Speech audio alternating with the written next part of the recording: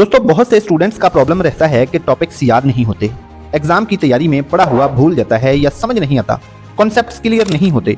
तो आज से आपकी ये प्रॉब्लम खत्म।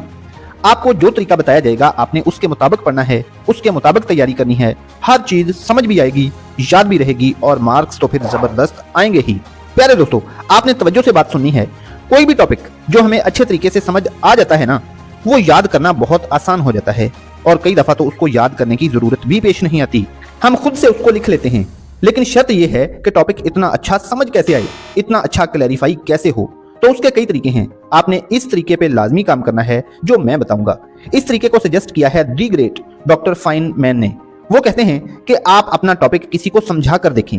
मैं इसमें थोड़ी सी एडिशन कर देता हूं कि आप किसी से डिस्कस करें। जब आप अपना टॉपिक दूसरों को समझाते हैं या क्लास फेलो से या टीचर्स से डिस्कस करते हैं, उसके बारे में आपस में क्वेश्चन आंसर करते हैं, तो वो टॉपिक आपके दिमाग की तहों तक पहुंच जाता है।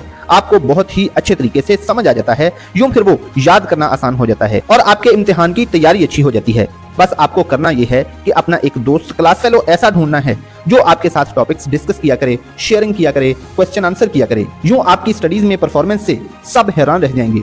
ये आजमाया हुआ तरीका है। कामयाबी के लिए और अपने पेरेंट्स का सर फख्र से बुलंद करने के लिए मेहनत करें, दिन रात मेहनत करें, पसीना बहाएं। Love you all.